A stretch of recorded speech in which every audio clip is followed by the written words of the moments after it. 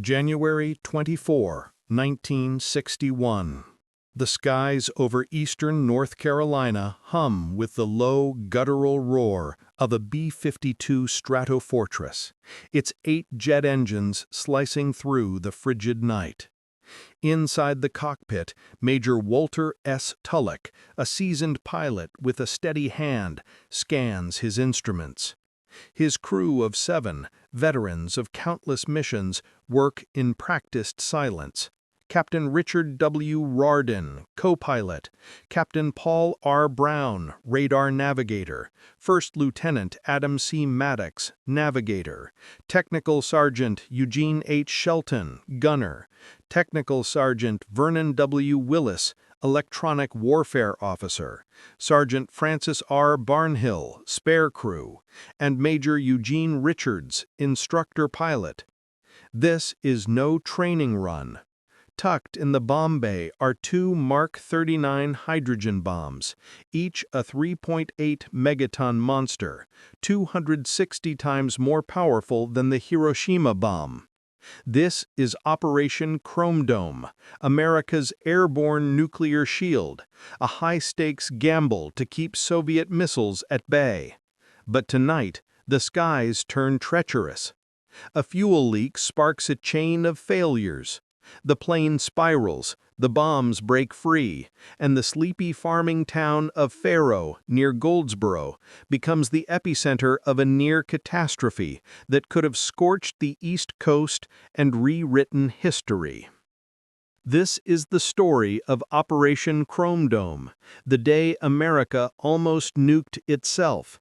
It's a tale of Cold War paranoia, technological overreach, and a brush with self-inflicted apocalypse.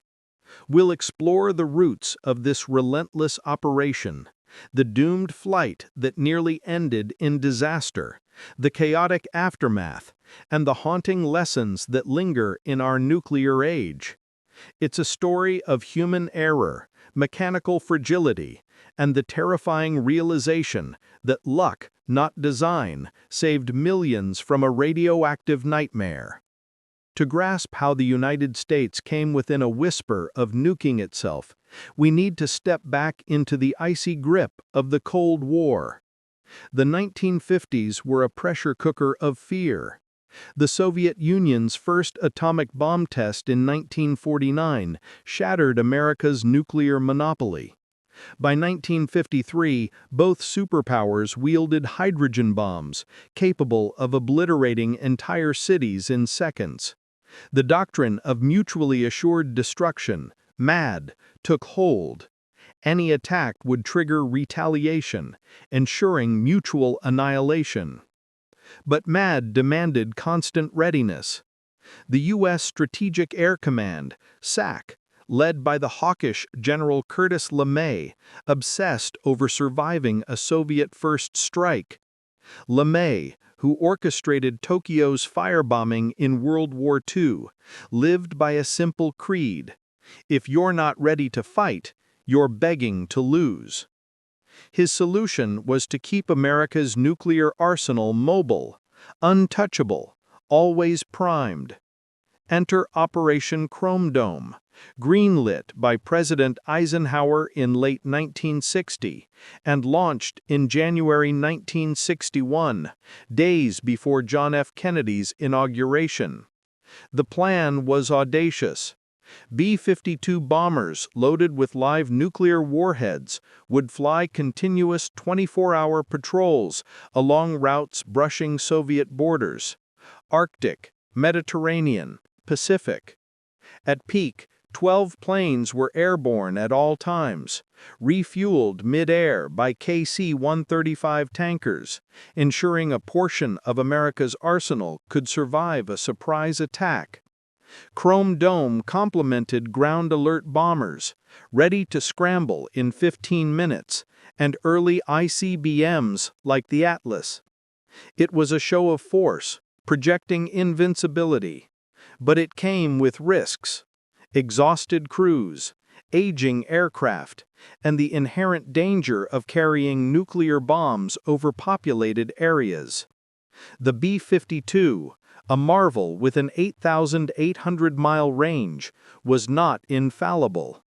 Metal fatigue, human error, and the complexity of nuclear payloads courted disaster.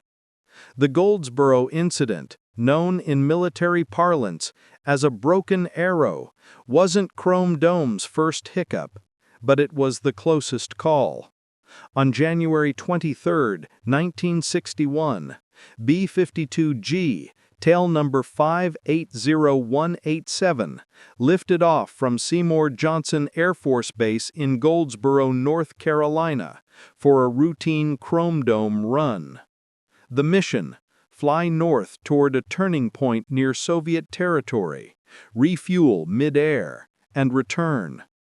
The crew was elite, trained to handle the stress of nuclear stewardship.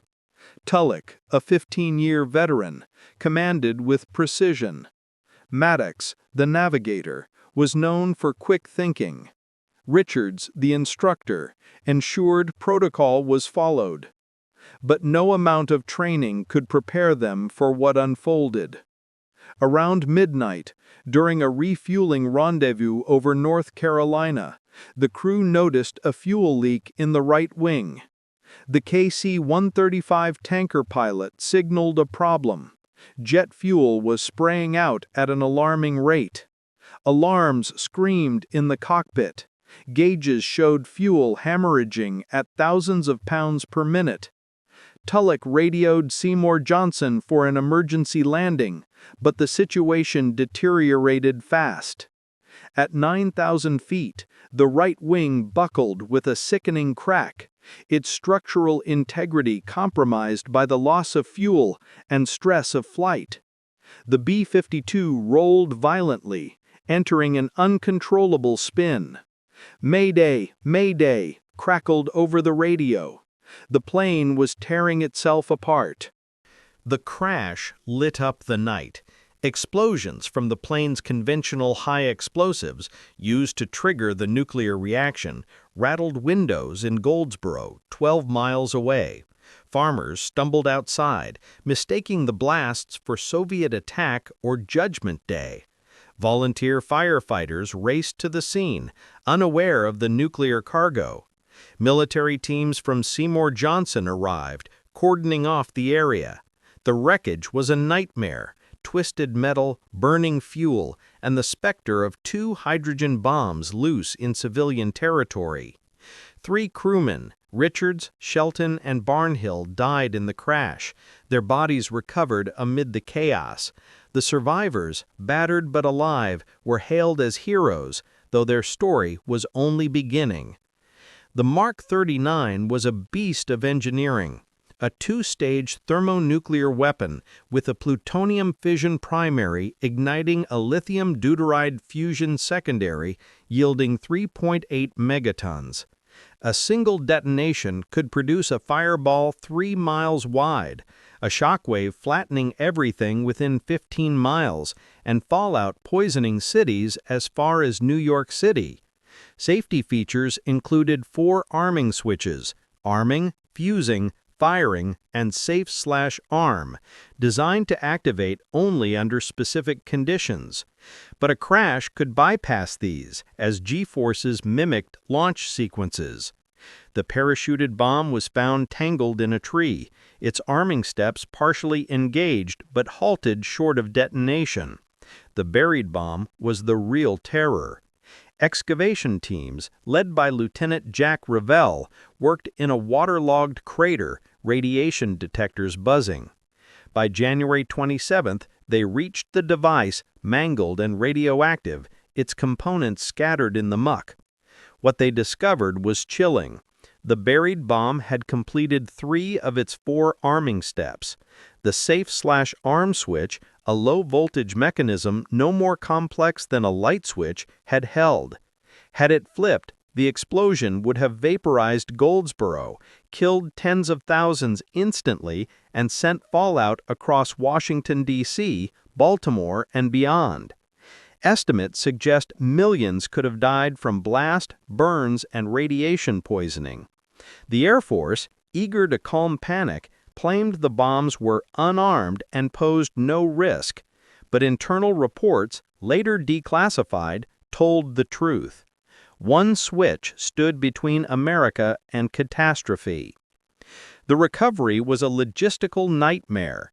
Over 400 personnel descended on Faro, turning fields into a military zone. The parachuted bomb was disarmed on site, its parts crated and shipped to a secure facility. The buried bomb required a 70-foot shaft, shored against collapse in the swampy soil. Radiation levels spiked. Workers in hazmat suits toiled under floodlights. By day 10, they recovered most of the device, but the uranium secondary remained lost, too hazardous to extract. The government pumped out groundwater, capped the site with concrete, and bought the land, installing monitoring wells. To this day, a piece of a hydrogen bomb lies beneath North Carolina, a silent relic of the Cold War. The wreckage of the B-52 Stratus Fortress lay scattered across the fields of Faro, North Carolina, on January 24, 1961, a smoldering testament to the fragility of Cold War might. The crash had claimed 3 lives: Major Eugene Richards, Technical Sergeant Eugene H. Selton, and Sergeant Francis R. Barnhill, and left the survivors, including First Lieutenant Adam Maddox, battered but alive after their harrowing ejections into the winter night. But the real terror wasn't the twisted metal or the burning fuel. It was the 2 Mark 39 hydrogen bombs, each with a 3.8 megaton yield, now loose in civilian territory. One hung precariously in a tree near Eureka, its parachute tangled in branches like a grim ornament. The other had slammed into the muddy earth at 700 miles per hour, burrowing 180 feet deep. The United States had come within a whisper of nuking itself, and the frantic effort to contain the disaster was just beginning.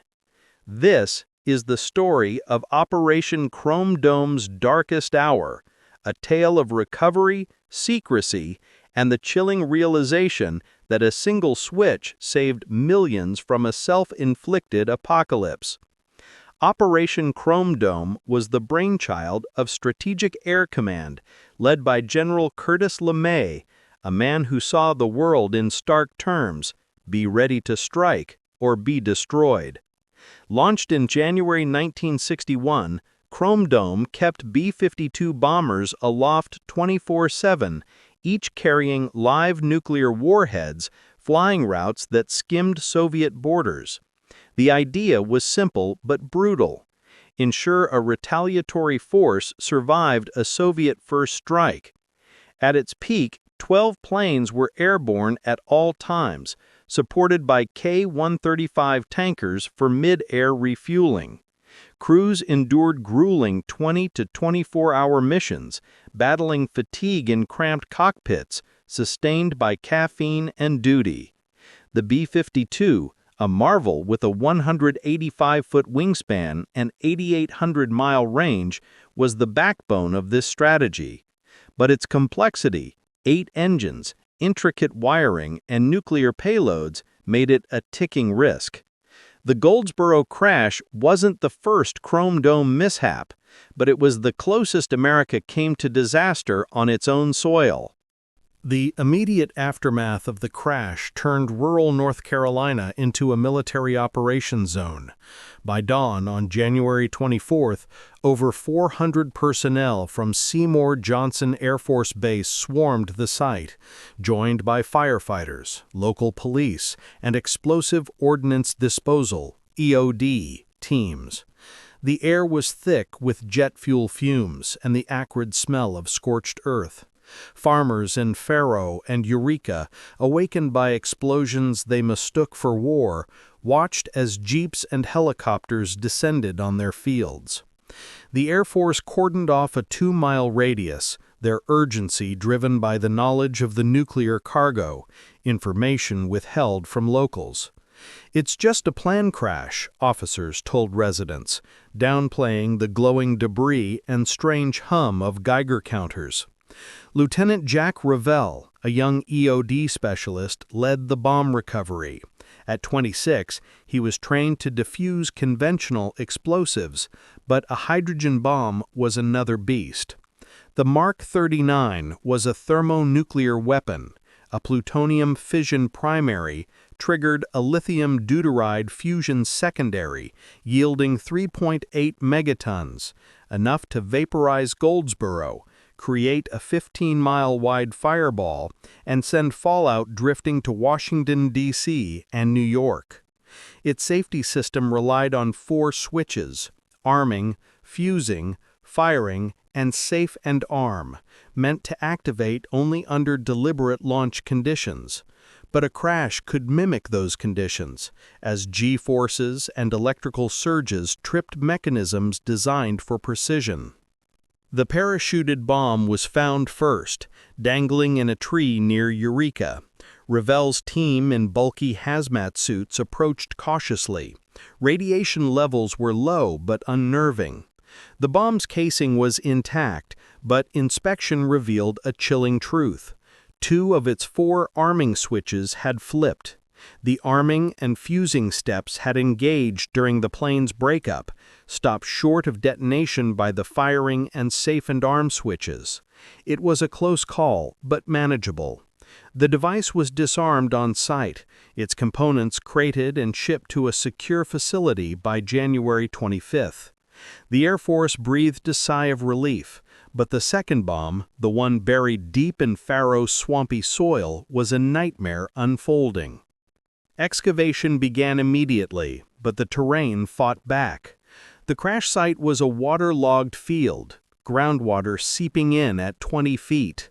Military engineers dug a 70-foot shaft, shoring it with timber to prevent collapse. Radiation detectors buzzed as workers neared the bomb's remnants. By January 27th, they reached the mangled casing, its tail fin twisted like a crushed soda can. The primary stage, the plutonium pit, was intact, but leaking low levels of radiation. The secondary, containing uranium and lithium deuteride, was missing, lost in the muck. Revell later recalled, "It was like defusing a ticking bomb in a swamp." The team worked under floodlights, battling mud and cold, aware that a misstep could trigger a hydrodynamic explosion, a non-nuclear blast from shifting components that could still scatter radioactive material. The Air Force's worst fears were confirmed when technicians analyzed the recovered parts. The buried bomb had completed 3 of its 4 arming steps. The arming, fusing, and firing switches had engaged, triggered by the crash's violent forces.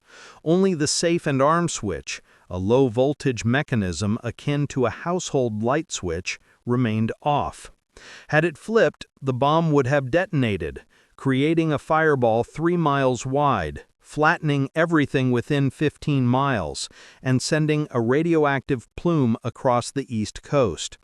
Estimates from later studies suggest 100,000 immediate deaths in Goldsboro alone, with millions more from fallout in cities like Baltimore, Philadelphia, and New York. The Pentagon's public statement was curt: no detonation risk. But a 1969 internal memo, declassified decades later, admitted one simple switch stood between the United States and a major catastrophe. The recovery effort stretched into February. Engineers pumped out thousands of gallons of groundwater, but the missing secondary stage proved elusive. Fears of contamination grew. A hydrodynamic explosion could aerosolize plutonium, poisoning the News River watershed. By February 2nd, the Air Force abandoned full recovery, deeming it too risky. They poured concrete into the crater, entombing the uranium core, still there today under a monitored field owned by the government. The land was purchased from local farmers, who were told little beyond national security. Monitoring wells were installed, checking for radiation leaks, which remain negligible but persistent. The Goldsboro crash forced Salk to confront Chrome Dome's dangers. The operation was scaled back, fewer flights, stricter maintenance, but not halted. Lee May argued the Soviet threat justified the risk. Yet accidents piled up. In 1964, a B-52 crashed in Maryland, its nukes intact but shaken.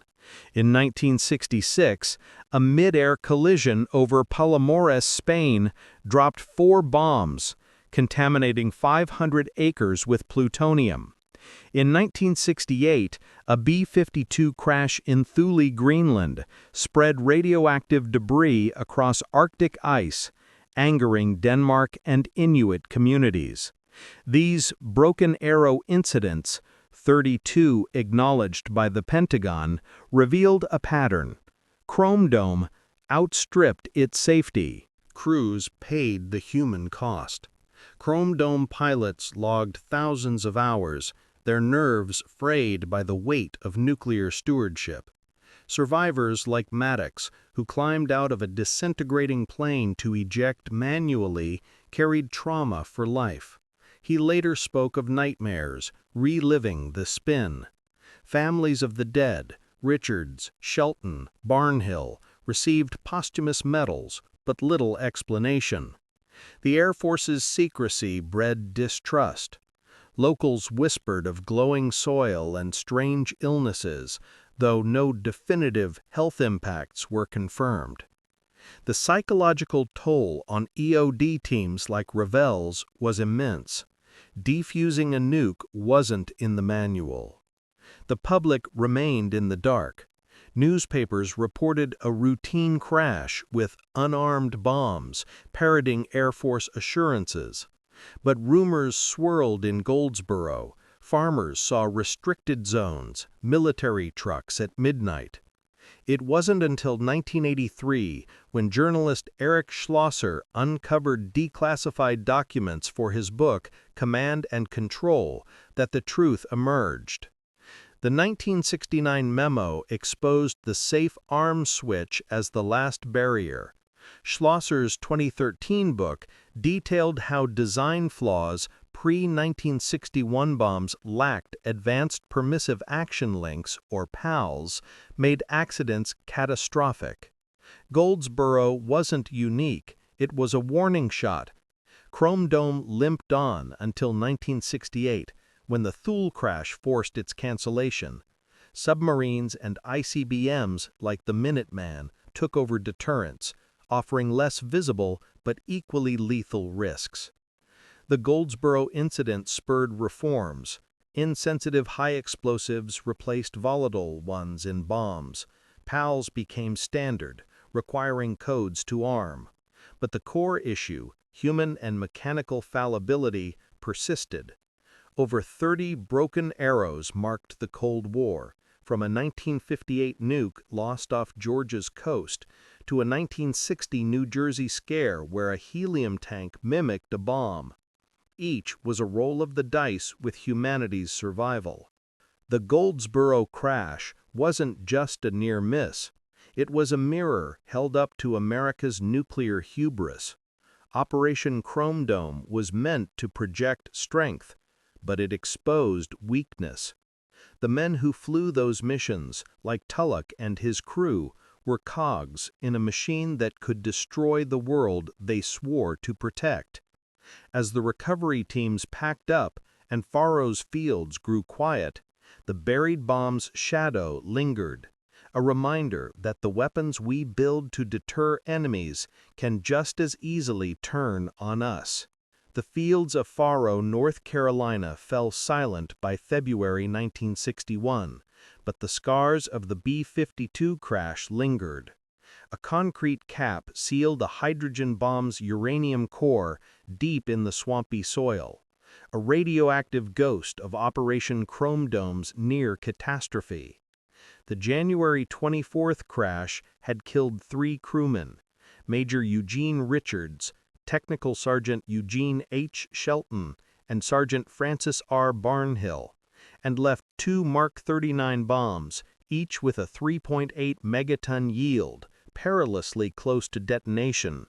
One hung in a tree, disarmed by luck and skill. The other, buried 180 feet deep, had armed 3 of its 4 switches, stopped only by a flimsy low-voltage mechanism. The United States had dodged a self-inflicted apocalypse. But the Goldsboro incident wasn't just a close call. It was a wake-up call. It exposed the reckless ambition of Chrome Dome, the fragility of nuclear safety, and the haunting truth that our greatest threat might be the weapons we wield. This is the final chapter, the aftermath, the cover-up, the reforms, and the chilling relevance of a day America almost nuked itself. The recovery effort in Faro was a feat of desperation and precision, led by Lieutenant Jack Revell and his explosive ordnance disposal team. Over 400 military personnel had transformed the rural community into a fortified zone, their floodlights piercing the winter nights as they dug through mud and groundwater. The parachuted bomb, tangled in a tree near Eureka, was secured by January 25th, its arming sequence halted 2 steps from detonation. The buried bomb was the real terror. By February 2nd, after 10 days of excavation, engineers recovered most of its components, but the uranium secondary remained lost in the waterlogged crater. Fearing a hydrodynamic explosion, a non-nuclear blast that could scatter plutonium, they poured concrete over the site, entombing the core. The Air Force bought the land, installed monitoring wells, and declared the area safe, though radiation checks continued to this day.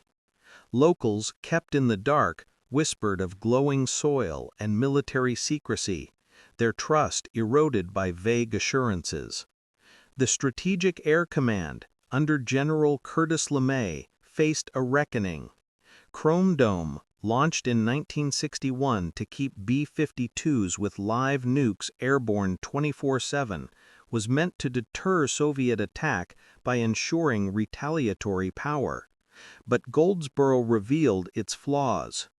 The crash wasn't isolated, it was one of dozens of Broken Arrow incidents, military code for nuclear accidents during the Cold War. In 1958, a B-47 jettisoned a nuke off Georgia's coast, never recovered. In 1960, a New Jersey Alert mistook a helium tank for a bomb. By 1961, SAG logged multiple B-52 crashes, each straining the system. Goldsboro's near detonation forced changes, fewer flights, stricter maintenance, and better bomb safeties. Yet LeMay, unyielding, argued the Soviet threat justified the risks. Chrome Dome continued until 1968, when crashes in Palomares, Spain, and Thule, Greenland, spilled radiation and forced its end. The public knew little of Goldsboro's true stakes. The Air Force's statement was terse: no risk of detonation, bombs unarmed. Newspapers ran brief stories of a routine crash, burying the nuclear angle. But the secrecy couldn't hold. In 1983, journalist Eric Schlosser, researching command and control, unearthed a 1969 Pentagon memo. One simple dynamo technology, low-voltage switch stood between the United States and a major catastrophe. The buried bomb's 3 armed switches shocked experts. Had it detonated, a 15-mile fireball would have erased Goldsboro, with fallout poisoning cities from Raleigh to New York. Millions could have died, 100,000 instantly, millions more from radiation. Schlosser's 2013 book blew the lid off, sparking calls for declassification and renewed scrutiny of nuclear safety. The human toll was profound. Survivors like First Lieutenant Adam C. Maddox, who manually ejected from the disintegrating B-52, carried trauma for decades. "I still see that spin in my dreams," he later said, advocating for nuclear reforms. Families of the fallen, Richards, Shelton, Barnhill, received air medals, but scant answers. EOD teams, like Revel's, faced radiation exposure and psychological strain, defusing devices no manual prepared them for.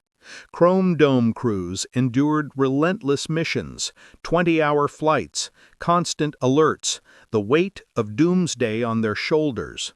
Over 20 B-52 crashes in the 1960s killed dozens, each a reminder of the operation's toll. Farmers near Faro, barred from their land, lost livelihoods, their questions met with military silence. Goldsborough's ripple effects reshaped nuclear policy. Post-1961, bomb designs incorporated insensitive high explosives, less prone to accidental detonation. Permissive action links, PALs, requiring coded activation became standard by the mid-1960s, replacing manual switches. Submarines and ICBMs, like the Minuteman, took over deterrence, reducing reliance on airborne nukes. But the fixes weren't foolproof. The 1966 Palomares crash dropped 4 bombs, contaminating Spanish farmland with plutonium. Cleanup took years. The 1968 Thule crash spread radiation across Arctic ice, angering Denmark and Inuit communities. The Pentagon's 32 acknowledged broken arrows undercount the total. Unclassified incidents hint at more. Each was a gamble with humanity's survival. The incident fueled cultural shifts.